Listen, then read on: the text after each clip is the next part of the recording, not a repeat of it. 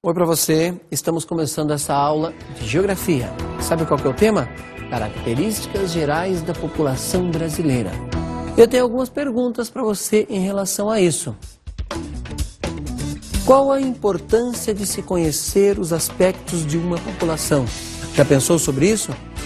Quem são os agentes que usam as pirâmides etárias? Que importância tem uma pirâmide etária para um estudante ou para um profissional? Pense bem nisso, vamos dar a dica lá na frente. Você sabe como se cria uma regionalização? Pode ser de um país, de um município, de um estado. Mas nesse caso vamos estudar o nosso Brasil, o nosso país. E o Brasil pode ter outras regionalizações além das que já conhecemos? Vamos também discutir isso. Aspectos populacionais brasileiros 1. Sempre que pensamos em população, você deve ligar a um fato. Censo. O que é isso? A contagem da população. Como que ela é feita? E para isso, para nos detalhar melhor essa informação, vamos chamar o Apollo Hubble. Acompanhe.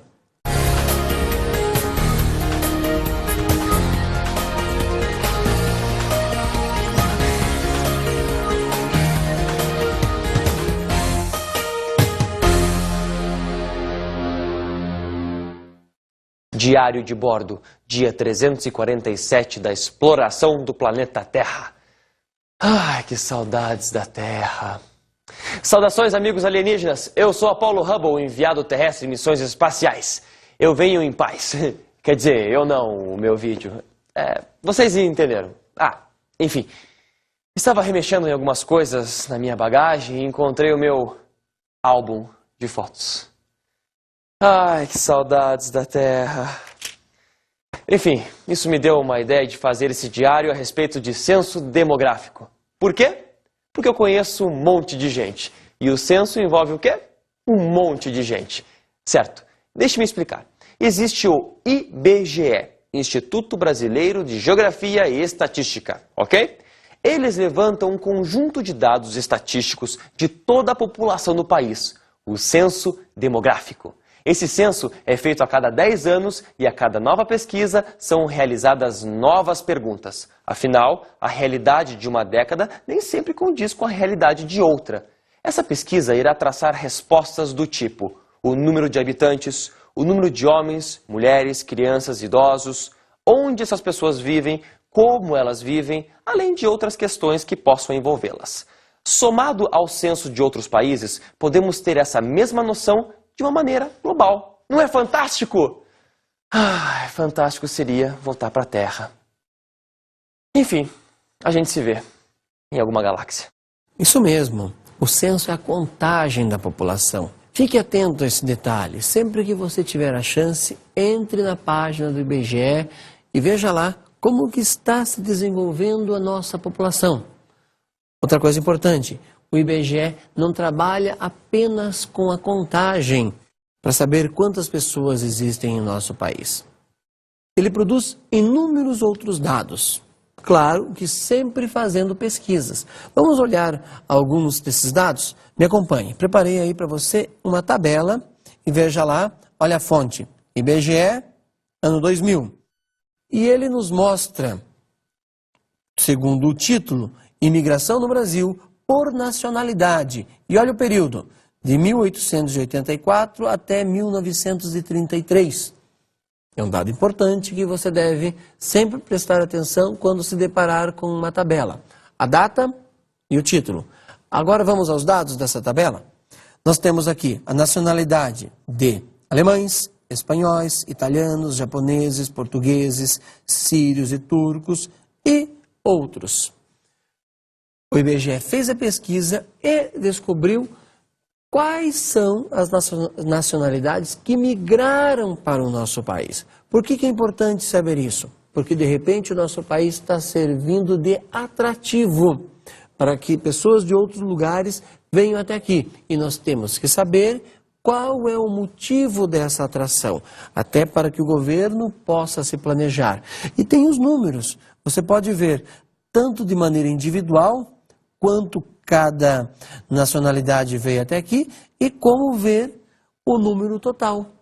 Em cada um desses períodos tem uma explicação por que as pessoas aqui chegaram.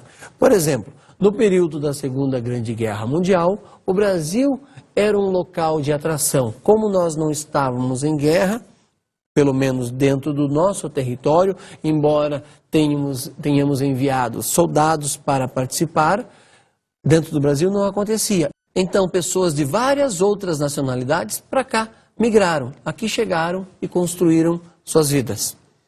Percebeu que nós analisamos uma tabela? Claro que rapidamente. Vamos transformar essa tabela em gráfico? Me acompanhe então. Olha como fica totalmente diferente a leitura. Olha só, o título é o mesmo, o período é o mesmo, de 1884 até 1933. As nacionalidades são as mesmas, só que com o gráfico eu tenho uma noção maior de grandeza. Quem veio mais, a que mais participou. E a partir disso você pode estabelecer muitas outras relações. Vamos pensar em coisas simples. Alimentação. Que tipo de alimentação que os alemães trouxeram e hoje se tornou comum em nosso país? Idem para os japoneses, idem para os espanhóis, idem para os sírios, para os turcos. Que alimentação eles trouxeram e hoje em nosso país está disseminada e se tornou até um prato que todo mundo consome. Além de gráficos e tabelas que o IBGE produz, para você estudar esse tema, você pode começar a prestar atenção em filmes. E eu vou dar um ótimo exemplo sobre isso. Acompanhe.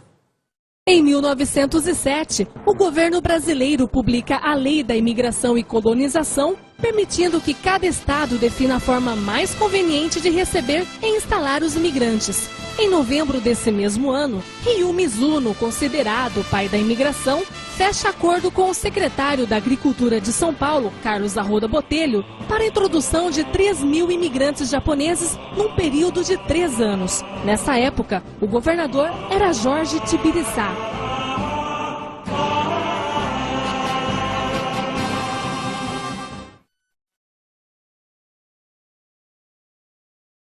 O navio Kasatomaru chega ao Brasil pelo Porto de Santos, trazendo o primeiro grupo de imigrantes japoneses, sendo 325 pessoas provenientes da ilha de Okinawa, 210 pessoas de Fukushima, Kumamoto e Hiroshima, 189 pessoas de Kagoshima, Kochi e Niigata e 48 pessoas de Yamaguchi e Aichi. Alguns, vendo os rojões explodindo estrondosamente às vésperas da época de São João, tiveram a ilusão de que o povo brasileiro estava lhe dando as boas-vindas. Prestou atenção nas cenas do filme O Centenário? Então é o seguinte, cada vez que você assistir um filme, tente prestar atenção na fisionomia das pessoas. No caso desse filme, está mostrando a migração japonesa para o nosso país. Até mostrou o navio que trouxe os primeiros japoneses até aqui. No caso, ele tem o nome de Kasatomaru, que é um navio muito famoso a este respeito. Lembre-se que a migração japonesa já tem mais de 100 anos em nosso país. Eles se espalharam por todo o Brasil e contribuíram de maneira muito importante, por exemplo, na agricultura. O japonês sempre desenvolveu a agricultura com grande destreza e quando aqui chegou, contribuiu para que o Brasil se transformasse num dos países que mais produzem do ponto de vista agrícola. É só você olhar os números que o IBGE produz. Ainda a respeito da população. Nós vamos analisar agora um gráfico muito interessante, mostrando todos os censos até o ano de 2000. Eu quero que você acompanhe esse gráfico. Vamos ver que tipo de lição pode se tirar dele. Primeiro dado, 1872, a contagem.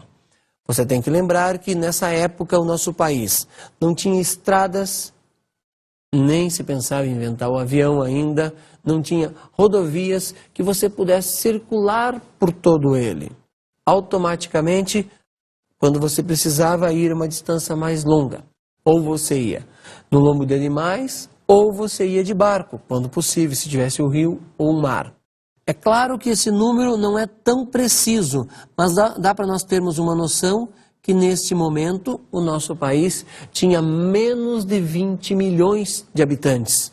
Olha só, presta atenção, menos de 20 milhões de habitantes em 1872. Vamos retornar aqui ao gráfico? Olha o que vai acontecer daqui por diante. Você percebe que tem uma linha em ascendente, vem subindo cada uma dessas barras. Dá para você notar que em pouco tempo, por exemplo, 1920, nós já passamos de 20 milhões de habitantes. Dobrou o número de pessoas em nosso país. E continua crescendo. Esse número vai subindo, vai subindo. Por que acontecia isso?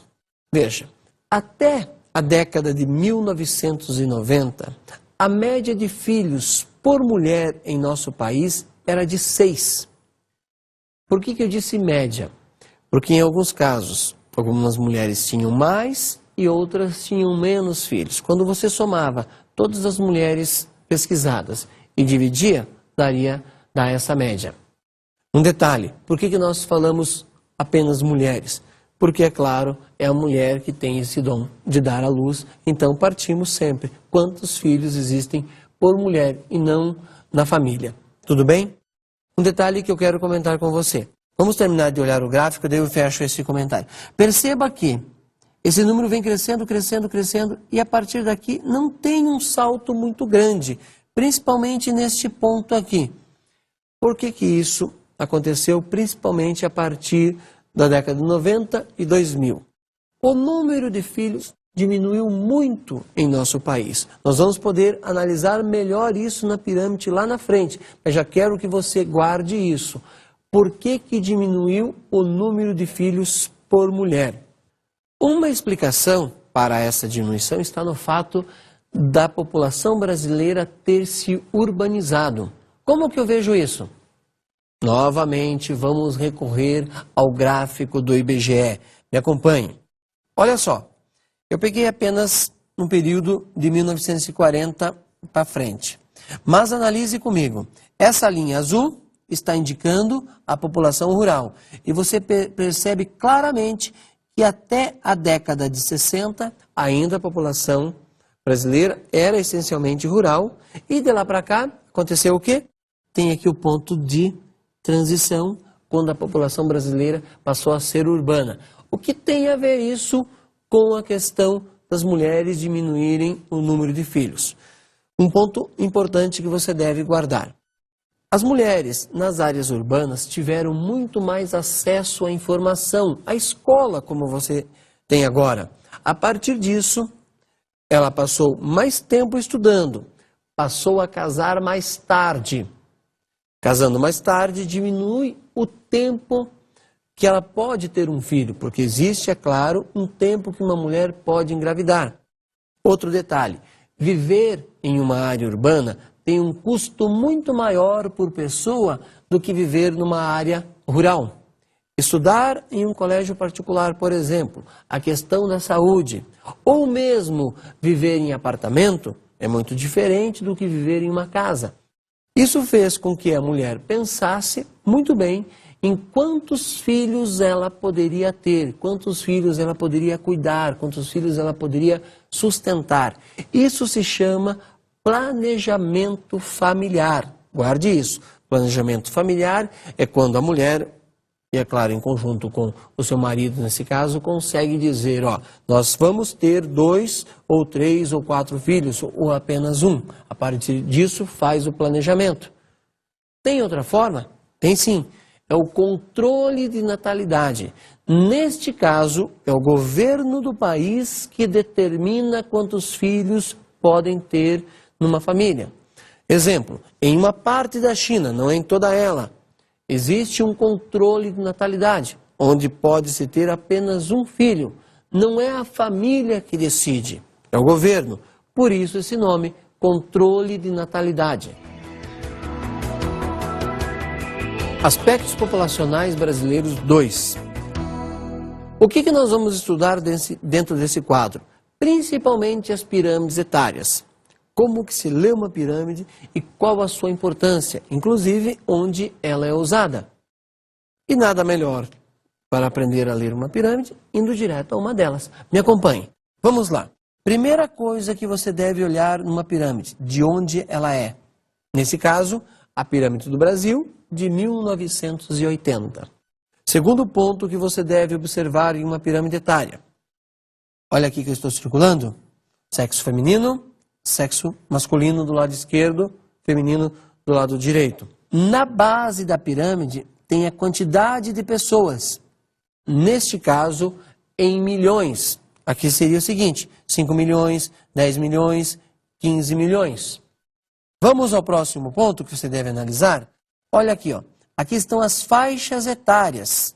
Exemplo, 0 a 4, 5 a 9, 10 a 14. São faixas etárias que o IBGE convencionou para fazer a pesquisa no Brasil.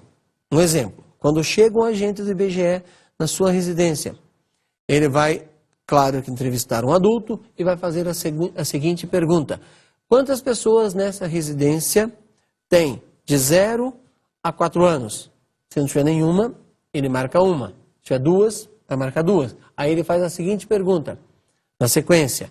Quantos são do sexo feminino? Quantos são do sexo masculino? Pode ter um de cada, como pode ter 2 homens ou 2 meninas. Tudo bem? E assim ele vai até passar por todas as faixas possíveis.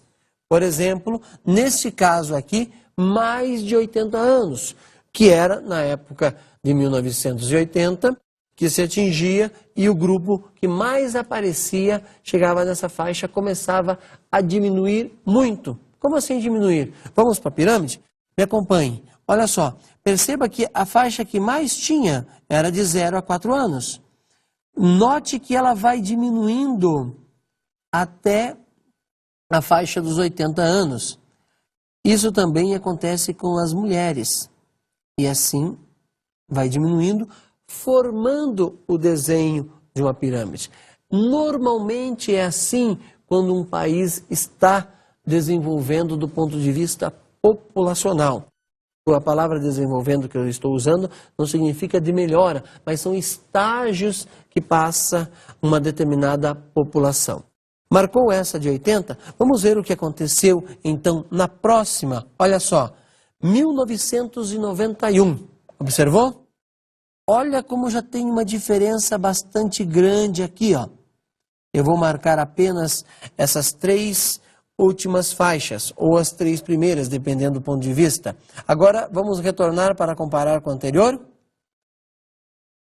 Percebeu que a base da pirâmide teve uma alteração? Olha só, aqui a maior parte da população estava entre 0 e 4 anos. Vamos para a 91. Houve uma diminuição muito grande. Lembra que eu tinha falado anteriormente que as mulheres brasileiras passaram a ter menos filhos, principalmente a partir de 1990? O que aconteceu? O fato de nascer menos pessoas, menos crianças, é claro que iria diminuir essa faixa etária aqui. E olha o que aconteceu. Aquela faixa etária que antes era de 4 a 9 anos, claro que passou para a faixa seguinte. E assim por diante. Houve uma distorção no desenho da pirâmide que antes era perfeita. Vamos passar para uma próxima para ver se novas mudanças ocorreram? Olha só, 2000. O desenho está completamente diferente se você parar para observar. É outra população. A nossa população vem passando por um desenvolvimento muito grande. Agora, vamos analisar especificamente essa pirâmide e você pode transferir essas informações para qualquer outra pirâmide que você venha ter em sua frente. Vamos lá, aqui comigo. Se eu tenho uma parcela até os 14 anos de população, qual é a necessidade que essas pessoas têm? É claro, educação. O governo deve planejar para este local mais escolas. Só o governo utiliza isso? É claro que não. Pense em uma empresa. Se a empresa sabe que existe um determinado número de pessoas numa determinada faixa etária, por exemplo, crianças e adolescentes, ele pode pensar em desenvolver produtos para essas pessoas. Roupas, por exemplo, são diferentes do que para adultos. Brinquedos, podemos aí falar em outras coisas. Carrinho, berço, tudo isso é planejado. Uma empresa precisa saber quantos são os seus consumidores. E o governo, como eu disse, também tem que pensar quantas pessoas existem para estudar. Vamos agora olhar para outra faixa. Aqui, ó, depois dos 20 anos, vamos aqui até os 49 anos, deixa eu destacar. Este pessoal precisa do quê? Quando estiver na faixa dos 20 anos, precisa ir para uma universidade, para uma faculdade, se formar. E a partir disso, a segunda necessidade é trabalho. Onde essas pessoas vão trabalhar? Quem tem que pensar nisso também é o governo, mas também são as empresas. Eu não posso abrir uma empresa e, de repente, não ter pessoas para que nela trabalhem. E também não ter pessoas para que consumam aqueles produtos. Vamos para uma próxima faixa? Vamos pensar aqui no topo. A população senil, a população mais velha. O que deve ser pensado aí? Uma delas é a aposentadoria. Embora a aposentadoria eu devesse pensar desde criança e existir uma poupança para que quando eu me tornasse senil eu poder viver dessa poupança, mas o governo tem que se preocupar sim com as pessoas que estão se aposentando. As empresas também têm que se preocupar com as pessoas que estão se aposentando, porque durante um tempo elas trabalham num determinado lugar e depois vão se aposentar. Como é que vai acontecer a reposição de um novo trabalhador, de um novo funcionário que consiga fazer o trabalho tão bem quanto aquele que se aposentou? Outro detalhe, quando a população fica mais velha, ela tem uma necessidade diferente, por exemplo, de hospital. Enquanto os mais jovens, como eu já disse, de escolas. Mas você deve pensar no seguinte, o idoso precisa de um médico chamado geriatra. A criança precisa de um médico chamado pediatra. Até a profissão que eu vou seguir pode ser orientada por uma pirâmide etária. Quem for fazer no Brasil, a partir de agora, medicina, tem que se preocupar muito com as pessoas idosas, porque ela vai aumentar daqui por diante. Nós estamos vivendo mais, o brasileiro está vivendo mais. Por quê? Avanços na medicina estão dando uma vida mais longa para cada um de nós. Mapas de densidade demográfica. Você deve saber como funciona e como é feito. Agora, densidade demográfica, o que é isso? É bem simples. É o número de habitantes dividido pelo território. Pense, quantas pessoas existem em nosso país? Qual o tamanho do território brasileiro? A hora que você faz essa divisão, você tem, é claro, a densidade demográfica de nosso país. Mas para você entender um pouquinho melhor sobre isso, acompanhe essa ilustração. Veja que essa sala aí representada tem 10 metros quadrados. E quantas pessoas? 10 alunos. Se você fizer a divisão simples, 10 alunos pelo tamanho da sala, vai ter um aluno a cada metro. E se tivesse 20 alunos? Teríamos 2 alunos por metro quadrado. Muito bem, você já sabe o que é densidade demográfica, o número de pessoas em um determinado território. É claro que isso não é distribuído de maneira igual, de maneira perfeita. Por exemplo, em nosso país é mais ou menos 20 habitantes por quilômetro quadrado. Isso não acontece. Tem lugares com mais e com menos pessoas. Então vamos ao mapa que mostra como está essa distribuição do nosso país. Acompanhe. Olha só, sempre que for analisar um mapa, observe com atenção a legenda. Nesse caso aqui temos cores que devem ser observadas. Aqui, menos de 1 habitante por quilômetro quadrado. Aqui de 1 a 4 habitantes por quilômetro quadrado. E assim por diante. Mas vamos direto ao mapa, já que você sabe que é o número de pessoas por quilômetro quadrado.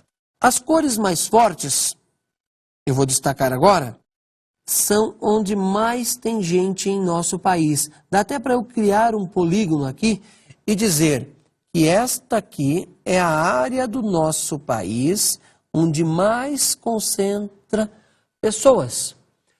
Agora você vai fazer uma pergunta. Por que mais pessoas se concentram nesses locais? É bastante simples. Se você lembrar, por onde chegaram os primeiros colonizadores, não habitantes, porque os índios já viviam aqui anteriormente, mas os colonizadores, vindo de Portugal, começam a colonizar pelo litoral. Isso ajudou a fixar a maior parte da população, nos últimos 500 anos, próximo ao mar. Por vários outros motivos também. Um deles é o porto. Através do porto que as mercadorias vão e vêm numa quantidade muito maior do que o próprio avião, que tem um custo mais alto. Então, não esqueça, vou destacar novamente, que a maior parte da população brasileira vive no litoral. E se você perceber, voltemos ao mapa, que aqui tem uma mancha que se destaca mais, é aí que está a principal região metropolitana do nosso país, que é São Paulo. Uma boa parte da população se concentra aí. Quando você tiver a chance de ir a São Paulo ou de observar fotografias de São Paulo, vai perceber que ela tem um grande crescimento vertical, porque acabaram-se os lotes. Então, como perdeu a questão horizontal para a construção, foi necessário crescer para cima, ou o crescimento vertical, como eu falei anteriormente. E isso cria muitas necessidades. Quero estabelecer uma outra relação com você muito importante, já que as pessoas se concentraram aqui onde eu estou delimitando. Se você for fazer uma outra relação com a vegetação do nosso país, vai perceber que a Mata Atlântica praticamente foi extinta, desde o pau-brasil. Porque as pessoas aí se concentraram, construíram cidades, construíram áreas agrícolas e aconteceu esse grande desastre ambiental, podemos dizer assim, que hoje tentamos recuperar, porque sofremos sérias consequências. Um exemplo, se você procurar em jornais nos últimos 10 ou 15 anos sobre São Paulo, você vai perceber que sempre no mês de janeiro e fevereiro acontecem enchentes nessa região. Por quê? Uma das causas está relacionada ao desmatamento. Regionalização do Brasil. Esse tema que nós vamos trabalhar agora, eu quero que você guarde essa palavra, região, e se pergunte, o que é? Como pode ser definido uma região? A palavra mágica para isso é critério. Qual o critério que eu adotei para classificar? Por exemplo, renda. Eu posso pensar numa região que tem uma renda alta e numa região que tem uma renda baixa. Eu posso pensar no aspecto climático. Uma região que tem um clima frio e uma região que tem um clima quente. Vamos diferenciar esses dois critérios que eu acabei de falar? Um é o econômico e o outro é o critério físico, um critério da natureza, um critério climático. Mas eu poderia falar o seguinte também, uma região que tem indústrias e uma região que não tem indústrias. Qual foi o critério? Industrialização. Então, você sempre vai se perguntar, a partir da aula de hoje, ao se deparar com um mapa de região, qual o critério? Agora vamos analisar do nosso país, do Brasil, dois mapas que são muito comuns, que sempre aparecem em livros didáticos, sempre aparecem na televisão, sempre os jornalistas se referem a eles. Por exemplo, região sul, região centro-sul, região norte, região nordeste e assim por diante. Vamos analisar como eles foram feitos e alguns desses critérios. Vamos começar com este mapa aqui. Claro que nós vamos direto para a legenda e podemos perceber que nesse mapa ele está dividido em 3 regiões. Quais são elas? A região da Amazônia, a região Nordeste e a região Centro-Sul. Muito bem. Onde estão cada uma delas? Olha só, aqui está a região Centro-Sul, que estou delimitando para você. essa parte de baixo do mapa e que está em amarelo. Quais são os critérios para definir essa região? O seguinte, econômico, aí está o maior poder aquisitivo do nosso país. Populacional, nessa região tem a maior concentração de pessoas. E também desenvolvimento tecnológico. Isso que eu vou riscar agora para você, você pode escrever, pode gravar essa informação, que aqui tem a maior quantidade de população, o maior desenvolvimento tecnológico e também o maior PIB. Eu quero que você pense agora no próximo, antes de eu analisar as outras regiões. Esse aqui é a divisão regional, que normalmente o IBGE utiliza e é o que a gente vê todos os dias na TV quando fala da previsão do tempo. Quantas regiões tem aqui? Vamos lá. Região Sul, região Sudeste, região Nordeste, região Norte, que é a quarta, e a quinta, a região Centro-Oeste. Totalmente diferente. Tem duas regiões a mais. Tudo bem? Retornemos àquela anterior para que você possa concluir o pensamento. O Brasil sempre foi assim, seguindo essa linha até aqui na porção norte? Não. Quando essa regionalização foi criada, a região Centro-Sul terminava mais ou menos aqui, ó. Essa parte que eu vou riscar totalmente de preto pertencia à região Nordeste e também à Amazônia. O que aconteceu? Houve um desenvolvimento tecnológico mais para o norte. Não estou usando para cima, estou usando para o norte. Por isso que foi aumentado, acrescido.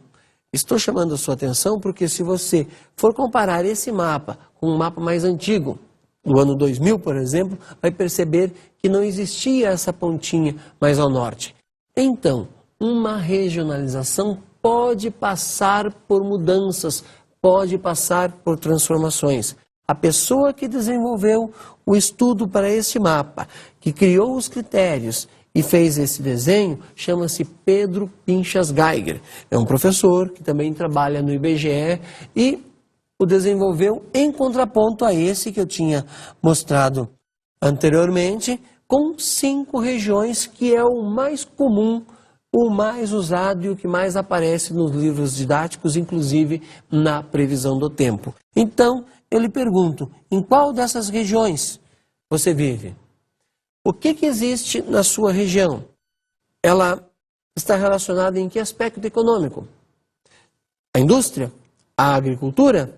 Ou ao turismo? Podemos pensar, por exemplo, que toda essa orla aqui do Nordeste tem um grande potencial turístico. Podemos pensar nesta que eu estou circulando aqui, o que tem nessa região? A floresta amazônica tem um grande potencial do ponto de vista ambiental. A biodiversidade que aí existe precisa ser cuidada. Marcou então? Critério sempre deve ser analisado, deve ser questionado.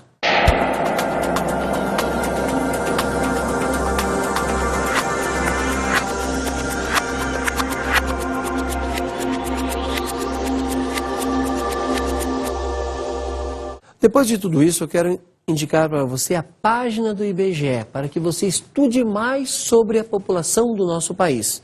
Qual é o endereço? www.ibge.gov.br. Vou dar um exemplo para você simples. Se você precisar saber o que é expectativa de vida, lá você vai encontrar a resposta. Por exemplo, a expectativa ou esperança de vida indica quantos anos, em média, as pessoas podem viver. Repito, a palavra em média, e é claro que você vai prestar atenção nisso. E eu desejo a você, então, ótimos estudos.